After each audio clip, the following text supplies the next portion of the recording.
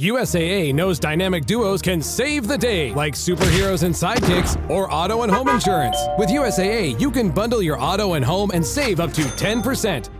Learn more and get a quote at usaa.com/bundle. Restrictions apply. On WhatsApp, no one can see or hear your personal messages. Whether it's a voice call, message, or sending a password. To WhatsApp, it's all just this. So whether you're sharing the streaming password in the family chat or trading those late-night voice messages that could basically become a podcast, your personal messages stay between you, your friends, and your family. No one else. Not even us. WhatsApp. Message privately with everyone.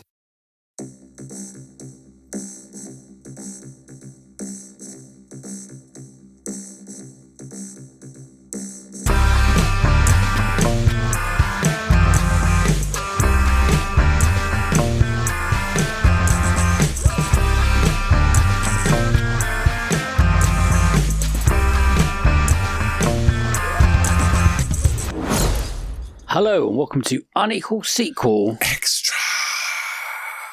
Kick it in, Chewie. Okay. Okay.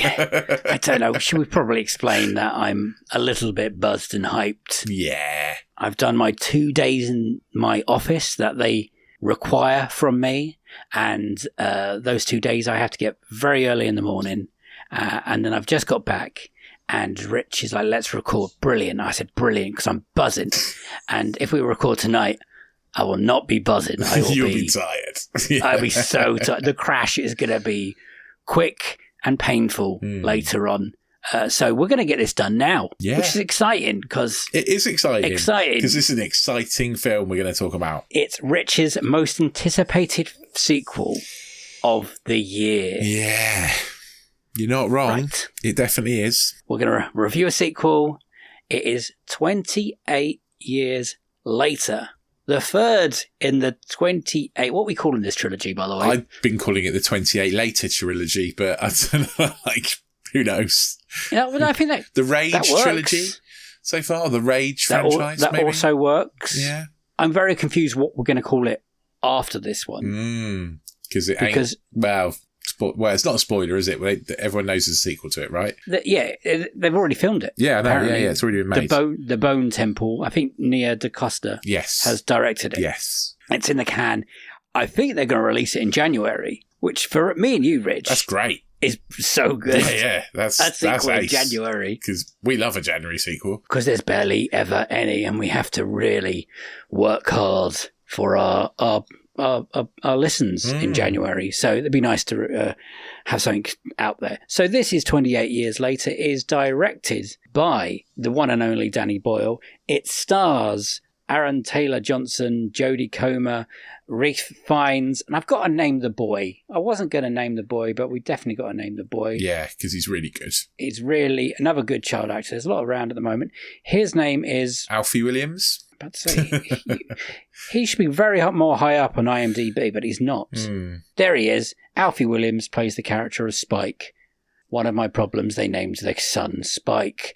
But okay. Do you not like that? It's not a name. Do you not like that? It's not. It is a name. Clearly is. Like, it sounds like, I don't want to be anyone who has named their child Spike. You never heard of Spike Milligan then? Is that actually his name? Yes. Or is that a nickname? No, that's his name. Still, that sounds like a dog. But Spike Milligan, it works because he was absolutely mad. Yes, true. Yeah. Anyway, let's talk 28 years later, and Rich is going to do a synopsis. I just can't get Spike Milligan jokes out of my head now. Oh, dangerous. Do you want to do one? Get it out of the way? Oh, I just thought about when he died and they made them put on his tombstone, I told you I was ill. That's a good one. Okay, synopsis. A group of survivors of the Rage virus and the Rage infected, I don't know what to call them, zombies, but I'm going to call them Rage zombies because, it's kind of what they are. Living on a small island in the north of England, I think it is. Because I'm pretty sure it's because they're near Newcastle, aren't they? It must be in Newcastle if we're going by the accents as well. So in the north of England, and it's an island a little bit like Mersey Island, if anyone knows Mersey Island, that when there's high tide, it gets completely cut off. When there's low tide, there's a road to the island. High tide, completely cut off by the sea. So they're good places, I imagine, to survive zombie apocalypses. And it follows a young boy called Spike, that Dave's already said, and his dad, Jamie, as they go out onto the mainland for the first time, sort of hunting. It's Spike's kind of initiation, essentially. They have a small adventure, come back to the thing. And that's kind of when the film starts, because you find out that Spike's mum, Isla, played by Jodie Comer, is very poorly. His dad maybe isn't quite as much of a hero as you think he might be, or a nice guy, or as nice as you think he might be. And I hope that's not a spoiler. But then that's fine. Yeah, Spike then goes on an adventure to try and help his mum. Yes. Yeah. So 2021 is when the first one came out. 28 days later, right? Yeah, I believe so. So this is set 28 years later. So this is set in 2030, I guess. It doesn't actually say, it just says 28 years later. 2029 if it's 2001, the first one. 2002, wasn't it, actually, the first one? I think the first one's set in 2002. I can't remember. No, the first one came out in 2002, most definitely, because it was the year before I went to uni, and it's the reason I decided to study film at university. So it was 2002. Wow. Yes. It was 2002, 28 days later was the reason that I studied film at university. So the whole reason we met is because of 28 days later. Wow. That's very cool. That's how much you love it. That is how much I love it. I absolutely love it. So it was definitely 2002. So 28 years later, this is 2030. Okay. That first one, was it like an initial love, like as soon as it ended? Because it all filmed with like mini DV tapes. So they tried something new, didn't they? Well, they filmed it on iPhones and stuff, didn't they? They filmed it digitally.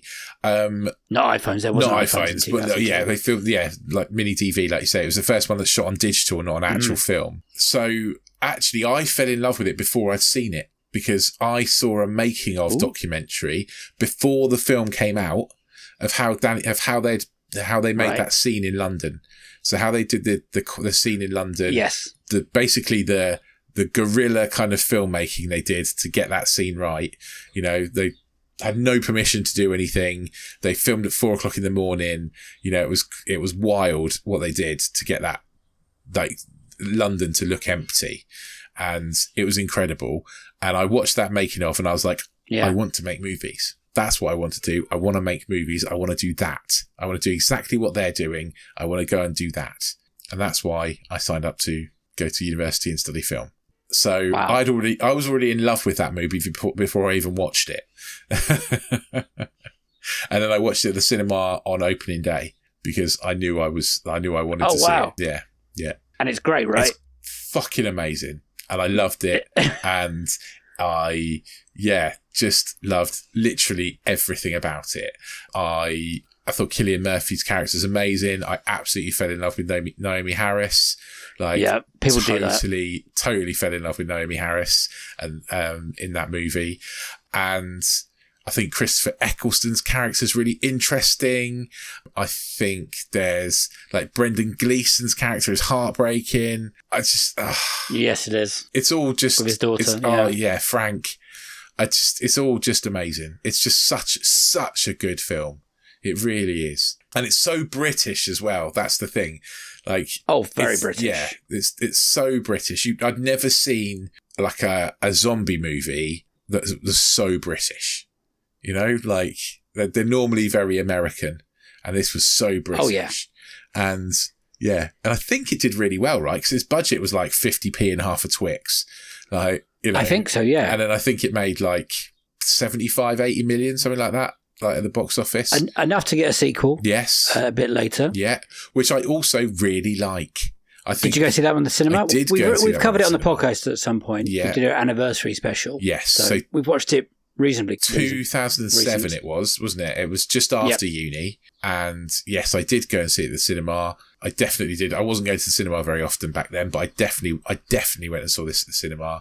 And it's Robert Carlyle's great in it. It's not quite as good as the first one, I don't think. Do you know what I found out today? What'd you find out? That Danny Boyle filmed the opening sequence. To 28 weeks? Really? Yeah. Oh, Yeah, so that's why that interesting. bit's like so much better than the rest of the movie, pretty much. Interesting. And it okay. feels like that opening bit feels like a Danny Boyle It movie. does, It feels like yeah. that first film. That's right.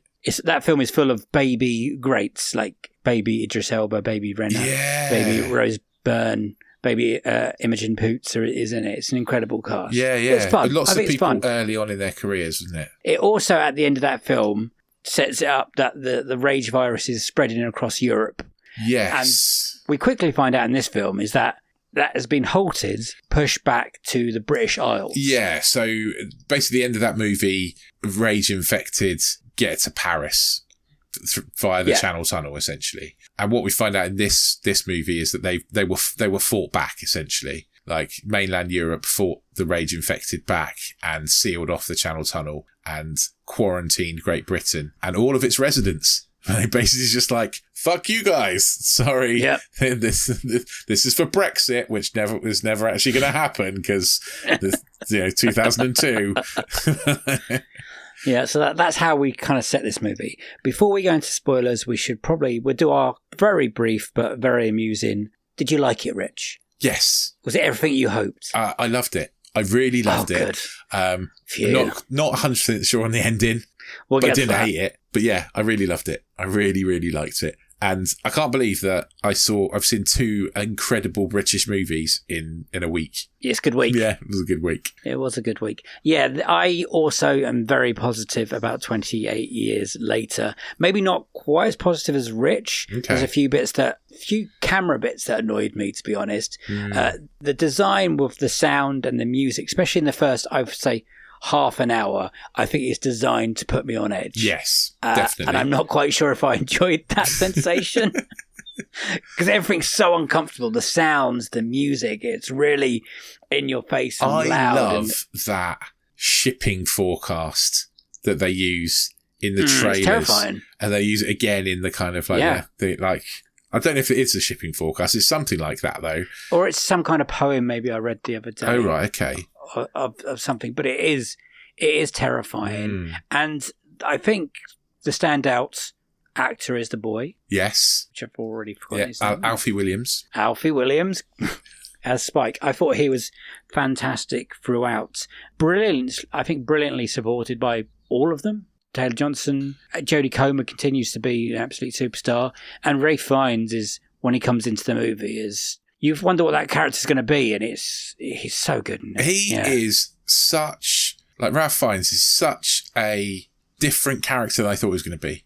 Yes, right. I was like, right, here comes the crazy. And it turns out it's like, here comes the incredible compassion. Yeah. Are any of those characters who you thought they were going to be, though? Because they're not for me. No, not at all. No, I thought this was going to be Aaron Taylor Johnson's movie, and it's not. Like, it really isn't at all. Spoilers. That's Sorry. very gentle spoilers. Sorry. I'm just going to say one of the things that did slightly annoy me. They make some very weird camera choices, effects on some of the kills, and there's bits when the camera kind of stops and holds, and to me it looks like drop frames, because that's kind of thing at work sometimes I have to look up for, and I did not enjoy that. I can kind of see what they were going for artistically, but to me it didn't work. It was brilliant. It was great. It was the first half. It's definitely a movie in two halves. It's definitely a movie in 2 halves. And it's two stories in each half. Yeah, absolutely. A story in each half. And I've heard father and mother. differing things of people going, I love the first half, and people going, I love the second half. I love both. I think I'm with you. I think they both have their pros and not many cons. And I think that's down to the actors and the way it's filmed. And like I said, the music and the sound. I think were Four Feathers or something did the music for it. I didn't realise was really, really powerful and really good. It is only an hour and 53 minutes. I think that flew. Yeah. To be honest, it really solid runtime. Is it as scary as you thought it was going to? Because I didn't think it was as scary as I thought it was going to be. No. The bits that made me jump is when the bloody animals kept jumping out of holes and stuff. I didn't think it was going to be scary because what's scary about the first movie is that no one has seen these things before. Like this is new, like fast moving zombies. This is 28 years on from that. People have learnt to adapt. So, and that's what's really interesting about the zombie genre for me, is that to start with, the zombies are scary, but by the end, they're an annoyance. Like, it's the people who are scary. The zombies are annoying. Like, and that's kind of how this movie treats them, is that they're not really the major threat. Like, the major threat is not having medical care, not having like amenities. Like, the major threat isn't really the rage infected. Like, there's ways to deal with them. We've adapted, and we can deal with it, and we can live with the rage infected. What's interesting to me is how the rage infected have changed and slightly developed, which I think we should talk about. Yeah, we can definitely move into that, but very soon, actually. So ultimately, overall, positive. Rich is relieved. Yes. He's sitting confidently in a positive camp. Absolutely. 100%. It's not perfect. What negative bits for you? I think or is it just the end? I think it's the ending. I would also say, I'm trying to think of I can't get my words out. So I think it has no, I think it's just the ending. Let's stick with that. It's just the ending.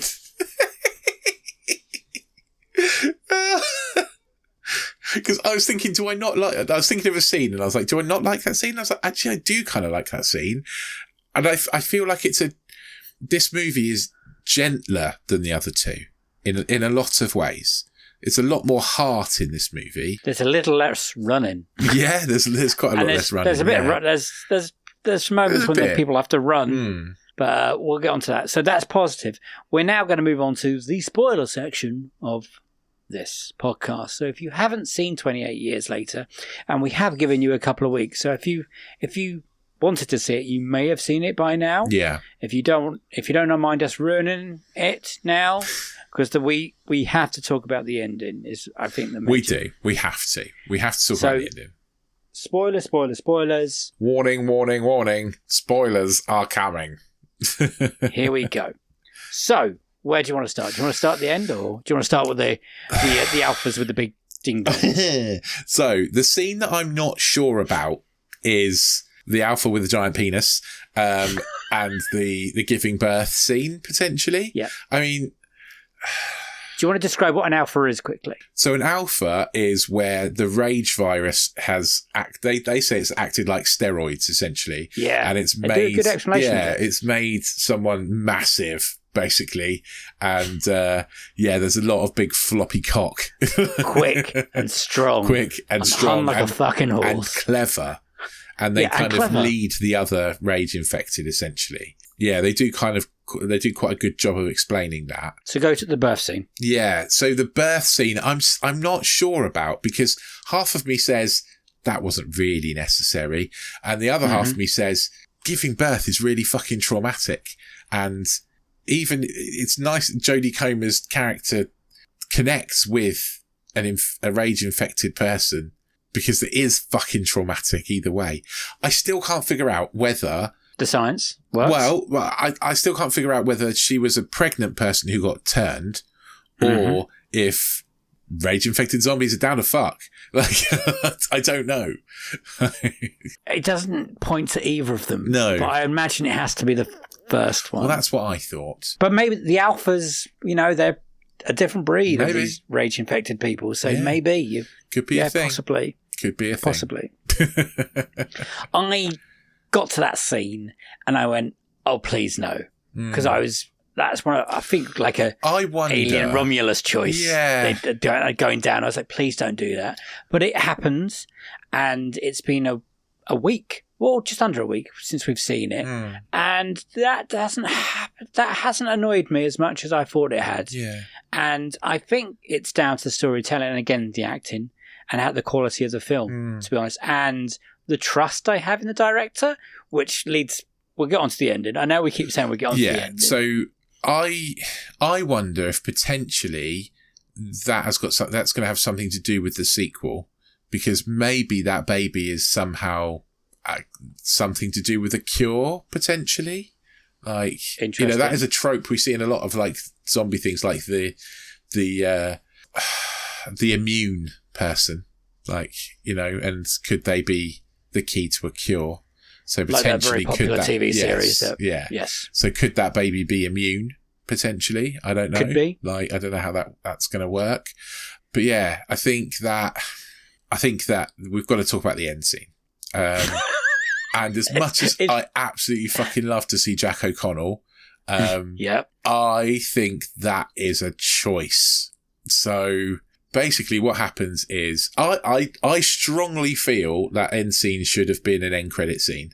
Like, it felt like an end credit scene, essentially. Yes, it did. And apparently that scene was filmed by Nia DaCosta. Right. So apparently that's kind of the lead into the next movie. So that's what I've heard. I don't know if that's confirmed or not. I also heard that the studio felt one way and the makers of this film felt another, but the makers of the film won. Okay. So, you know, good for them. Here we go.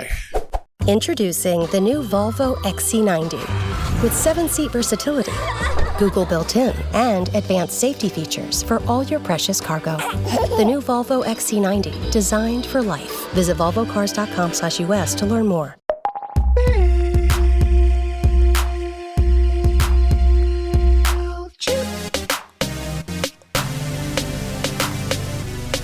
When you wanna grow your list size, pop up like it's hot, pop up like it's hot, pop up like it's hot. And when you gotta boost your revenue, pop up like it's hot, hey, pop up like it's hot, pop up like it's hot. Pick your favorite template, you can tailor to your brand. They're MailChimp-erific, you're gonna be a fan. MailChimp your marketing with our new customizable pop-ups. Hey, it's Paris. You know I love sparkly things, right? Like stars. Duh. And thanks to Hilton and AutoCamp, I just slept under them. Picture me, serving looks by the fire outside my luxurious Airstream, making s'mores with the kids, while a national park is our backdrop. The great outdoors meets Hilton hospitality. That's hot. Explore all the new ways to stay at Hilton.com. Hilton for the stay.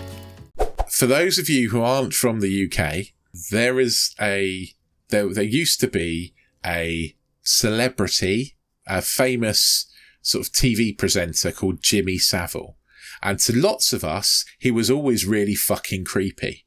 And Also, he turned out to be quite a prolific sex offender and very, very horrible person. oh yeah, worst the worst. Gone to hell. Yeah, absolutely. He had a very distinctive look, very blonde hair, wore lots of jewellery, and essentially Jack O'Connell turns up, and he's called Jimmy, and he's dressed as Jimmy Savile, and his gang is dressed as Jimmy Savile, essentially, in this thing. And they proceed to do a load of kung fu and kick the shit out of some zombies, which is quite cool, and I quite like. Oh, see, I'm the other way around. Oh, really? Okay. You don't like the... I don't mind the Jimmy Savile thing, but I hate. Oh, really? I hated that it suddenly turned into this. They could all do kung fu, and it was filmed like differently. I dislike the Jimmy Savile thing. I don't hate the kung fu. I get the Jimmy Savile thing. Okay. Because this ended in 2002. Yeah, he had not been exposed. And that boy, Jimmy Kimmel, you see him at the beginning of the film. Yes, you do, yeah. So Jimmy, you see at the beginning of the film watching Teletubbies with his sisters. No. Oh, yeah, he's the one that gets out. Yeah, he his gets dad away. Dies in the church. Yeah, sorry. God, I just went back to that beginning and I think I blocked it out because it's quite traumatic. It was quite traumatic, yeah. Yes. So, yeah, potentially Jimmy Savile would not have been exposed because he wasn't exposed until after 2002. Yes. So potentially he would still have been a beloved children's entertainer at that point. Yes. And kind of philanthropist and stuff. Like, he raised lots of money for spinal injuries and things. And obviously that was a cover for his heinous crimes. Yes, agreed. But what I will say is, in universe, that is true. But the makers of this movie do not live in universe. So they've made a choice to portray a very famous paedophile, sex offender, horrific criminal. And I'm not sure how I feel about that. I'm just not. Do we have to wait for the next film to see how that goes? I think we do. We really do. I do wish that it had been even a mid-credits thing or an end credits thing. I felt like it felt really jarring on the end of this movie. I think you're being polite with the word a little bit jarring. It is a fucking left turn you are not prepared for. Yeah, so the rest of the film feels differently. The rest of the film is very gentle. Yeah. Why are they fucking ninjas? I don't know. Why? They're doing things that are not humanly possible. And they take out a load of rage people really easily and an alpha really easily. Yeah. I had a problem with how it's filmed, the Nova, because people deal with traumatic episodes in a different way, and this is how that boy Jimmy dealt with it. He clung on to his childhood and the bits he loved. So I kind of that's how I've talked to it in my head. Yeah. Because when I watched it with you, I was like, that is fucking bullshit. That is awful. So the other thing nearly ruined the film for me. The other thing is that there is a scene where we see Spike about to take a Power Ranger toy with him, and he decides not to, and he leaves it there. And at the time, I thought that's demonstrating that he's grown up now. He doesn't need a toy anymore. So potentially, this could all be in Spike's head. Like, he's imagining these guys as like Power Rangers, like superheroes. And that's another thing I've heard someone say. So normally I try and avoid things that people are saying about movies before we talk about them, but in our WhatsApp group it's kind of gone a bit like... Did you go in the spoiler chat? I did go in the spoiler chat, yeah. I did not, because I thought, no, I want my brain to be all clear. I couldn't resist it, and I went in and I was like, oh, Dave's going to tell me off. You're a grown man, you can make your own decisions. So yeah, I think it's definitely a choice. I think you're right, and it is definitely jarring. And I'm not sure where it came from, but I'm very interested to see the next one. Yeah. So the next one is called The Bone Temple. Are we hoping Ray finds his doctor, comes back, continues? Because that'd be interesting. Or do you think his story's told? Because, if it's called The Bone Temple, that's what his thing is, right? He's the one who built the Bone Temple. But I can't imagine what he's going to do. I don't know. I'm not sure. And I'm guessing Aaron Taylor-Johnson will come back. I don't know. Will he? I'm not sure if he would. I don't know if you need him, right? He's like, Spike's gone off on his own adventure. Like, yeah. His mum's gone. He doesn't trust his dad anymore. And yeah, he's like left the baby on the island. I don't know. I don't know is the answer. Yeah. Shall we talk money quickly? Because I know I'm going to take everyone now. I think they've made it quite publicity on what they've been doing the last couple of weeks. That they filmed this one, they filmed the second one, and they have a third one planned. Oh, they do have a third one planned. Okay. They because apparently they keep picking up that Cillian Murphy's going to have a little role in the second one and a bigger role in the third one. And now that all depends if this makes enough money. Okay.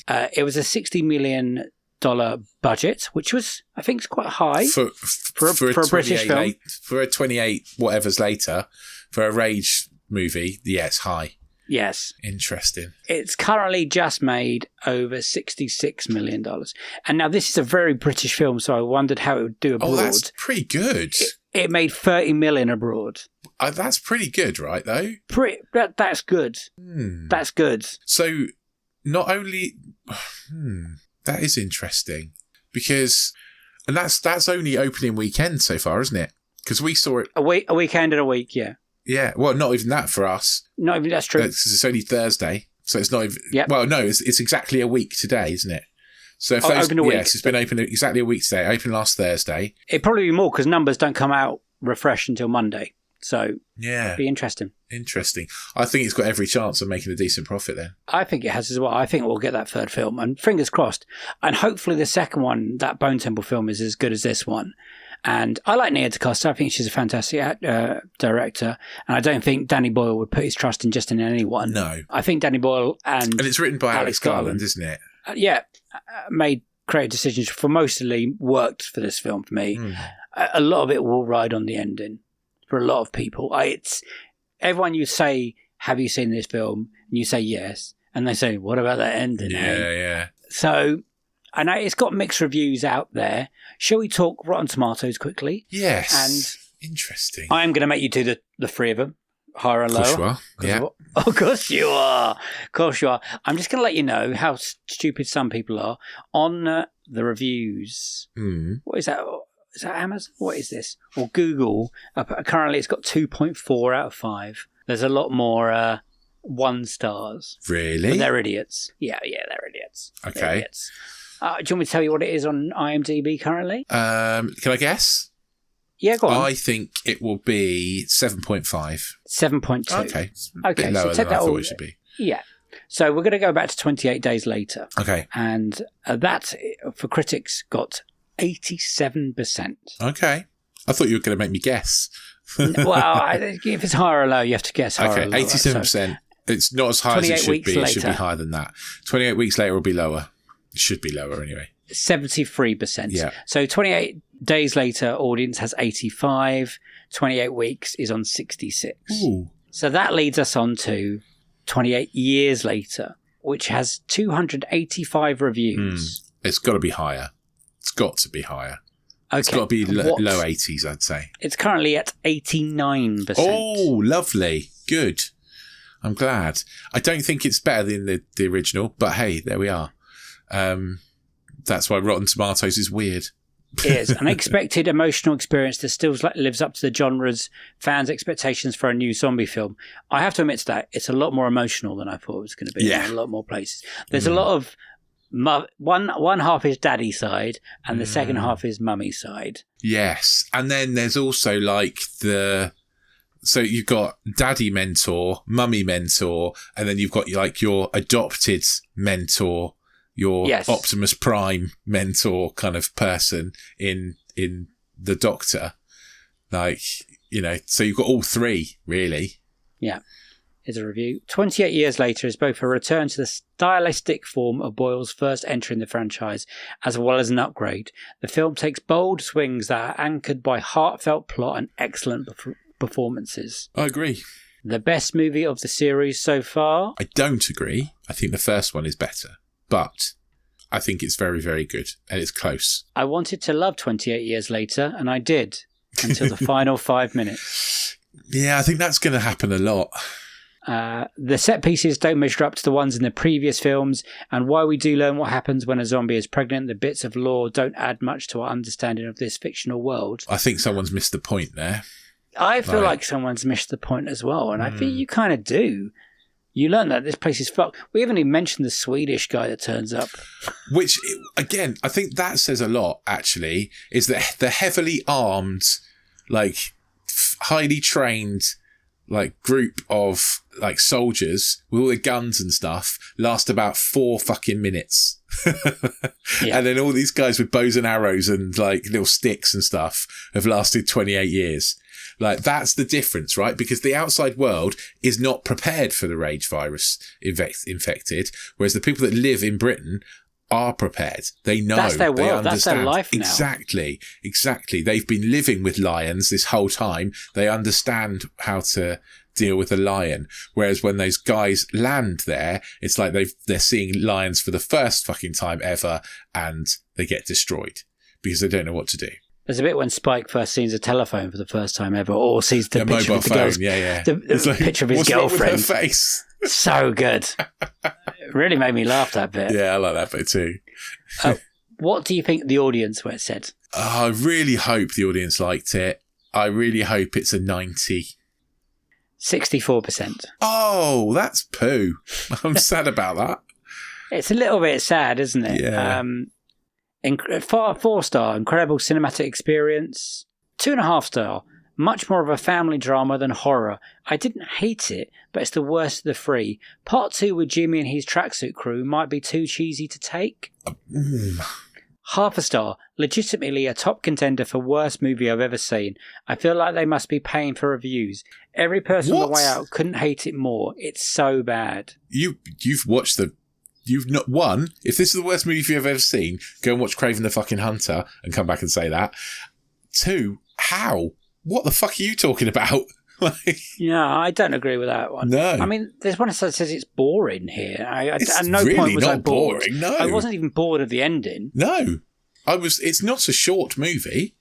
Like it's nearly 2 hours long, and at no point was I bored at all. Okay, someone's put 0.5 star. I'm only picking the bad. There are 5-star ones, but the mad ones, I should say, are the bad ones. 0.5 star. The moral of this movie: men bad, women and zombies good. What the fuck are you watching? Where is that? What? 5 stars. An amazing return to form, much more like the classic first movie than the second. Yes, agreed. I think it is. I think it is more like the first one. Absolutely. I don't know if it's return to form because I think it's different. I think it's a different movie to the first movie, and that's why these movies are good, because they can be different. You don't have to have the characters from the first movie in this one. I said this before it came out, and everyone was talking about Cillian Murphy coming back. I was like, I sort of hope he doesn't, because actually the beauty of these movies is that you don't need recurring characters, because it's about the experience and how the characters are dealing with those rage infected. You don't need reoccurring characters to come back and go over kind of past stuff. They are going to bring Cillian Murphy back, like you've said, for the second part and potentially the third part. But I'm sort of glad they didn't for this one. It also, Danny Boyle in 2002 was reasonably new in his career then. He only made, I want to say, Trainspotting, Shallow Grave, A Life Less Ordinary. Oh yeah, Life Less And maybe Ordinary. that's it. So that was fairly new on. Since then, he's gone on to have such an interesting and diverse career of making brilliant movies. It feels like a writer and a director that have grown up and are making proper movies. I don't disrespect it 28 It's not always days made later. hits, though. I don't like. When It's not he goes big, 100%. Like, he's got more good than bad. oh, definitely more good than bad. I love Steve Jobs. I think that is an incredible Has he done The movie. Beach before this? Beach might have been before this, yes. 'Cause I It's didn't- a good movie. No, is it? I don't think it's I amazing. like The Beach. See, that'd be for me. That'd be one of his lower spots. And then Sunshine is great. Sunshine is great. Slumdog Millionaire is great. He said the other day he wouldn't make that because anymore if it was he would do it again. Really? Okay. Yeah. The bad ones, I'm thinking Trance is the one I'm really thinking of. What's Trance? Exactly, That what's one? Trance? I don't think I've seen that one. It's got James McAvoy in it. Okay. No, I don't think I've seen that one. I was thinking like Yesterday I wasn't that enamoured with. It's fine, but it's not brilliant. Trainspotting 2 has Trainspotting its 2. moments. Yeah, again, it does have its moments. But you're right, there's definitely more good than bad in there. 100%. I still think the first one's better just because it felt more raw. Yes, I agree. And it has that punch in the gut of being something you kind of never seen before. It was if you weren't around in 2002 to watch movies like this, then we'd never seen anything like it before. It really was new for the way it was filmed. We'd seen zombies before. Of course we had. We'd even seen like fast running zombies before. That wasn't necessarily a new thing, but I think this was the first thing that kind of brought that really into the fore. But the way it was shot for that, I think it was like 8 million, 6 million, something like that, the budget. And which is really not very much for making a movie. And they did so much with it. I'm sure they shot it on phones. Maybe not iPhones, but I'm sure they used phones for shooting stuff on. No, they used mini DV cameras. Oh no, I know they did, but I'm 99% sure when I watched the documentary they were filming stuff with phones. I don't think phones had cameras in 2000 like that. I think they did. My phone camera was so pixelated in 2002. It wasn't like iPhones were like 2008 or something. Anyway, the budget for the first one was $8 million. Which so about is £6 million. About £6 million, yeah. We have to rate this now and unequal sequel it, which is an easier question, I think. So what would you give it out of 7, Rich? I'm now going to look at the list, what we've ranked other things, so I don't feel so stupid when I want to be really fair. Be fair. And I'm not trying to just... I'm not trying to just... Yeah. I don't want to do it just because I love it. You know what I mean? Just because I love it. I'm trying to be fair to it because I don't think it is a perfect movie, and I do think the ending spoils it slightly. And I also think that there are some criticisms, like you've said about some of the shots. I'm gonna give it, but having said that, I really did like it. I really just did. Just tell me what you're gonna give it. I'm gonna give it a 6. 6 is good. I wondered how much that last 5 minutes would have knocked off a 7 for you. And I think, are you saying 28 Days Later is a 7 out of 7 for you? Yes. Okay. Yeah. Well, that's 6 is very powerful and good then. I'm going to give it a 5 and possibly a 5.5. I will let you know. Can I change it when we watch the second one? I'm not sure that's how it works, is it? Honestly, I would give that most of that movie a very high score in that 5 hours, 5 minutes. I'm going to go 5 for now. I think 5 is solid. Okay, all right. I think the first one is not much better. Is better. So, but it is an unequal sequel if we're comparing it to Weeks Later. Yes, I think it's better than Weeks. Yes, I agree with you. So at least that's an easy question for us to answer. That is one of the hardest ones I've had to score. Yeah, me too. I wonder if 6 is too high. I'm staying with it. Yeah. Hey, mate, we gave like Shang-Chi 6, so we can always yeah. Well, I don't know what we're thinking. Change our mind. One. I think a second viewing will tell me kind of where I land on it. But I was very happy with it. It didn't. Well, it's not rubbish, which would have broken my heart if it was, especially for you. Yes. Coming out of that, I would have. Yeah. Imagine if I had that feeling like you had after Mission Impossible: Final Reckoning. I mean, I would have enjoyed that episode, just going on it and just breaking your heart. If you'd have really hated it, yeah, I would have. I didn't. It's good quality filmmaking. Good. It's very British, what I loved. There's always that, maybe that's where they went with Weeks Later, is that didn't have that kind of gritty Britishness that the first one had. Yeah, it's still quite It's British. a bit more stylised. But yeah, it is. Yeah, that's true. Yeah. But that's good. That is a recommendation from me and you. It is 100% a recommendation.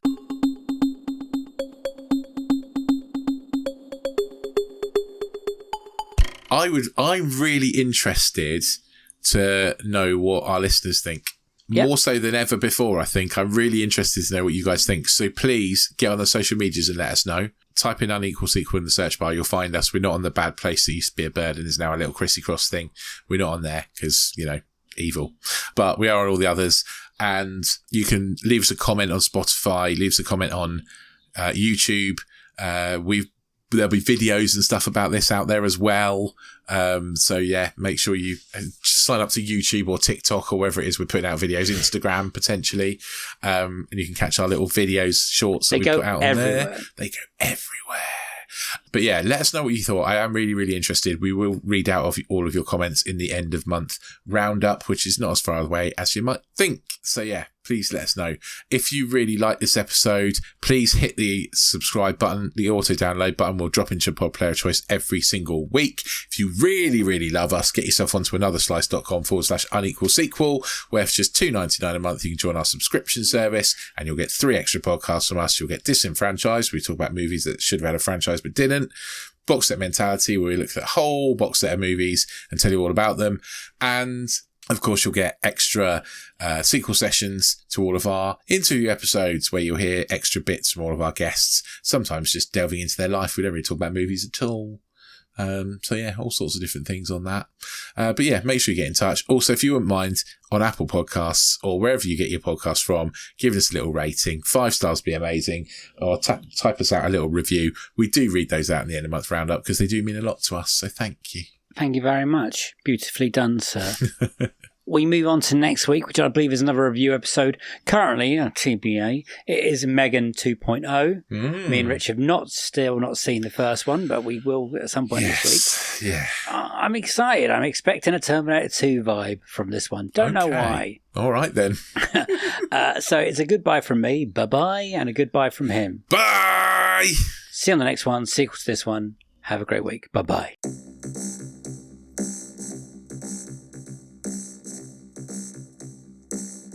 I do not remember seeing Megan with glasses or riding a motorcycle. I've seen a picture of the second one. She's wearing glasses. Oh, okay, fair enough then. I'm going to put a poll up for this 28 years later. See if who's good and bad. Actually, we're both team positive. We are, yeah. So yeah, no one can be wrong this time. I think you could put up like the ending or don't like the ending. Yeah, let's do that. Okay. That's a good idea. Wow, we are good at this.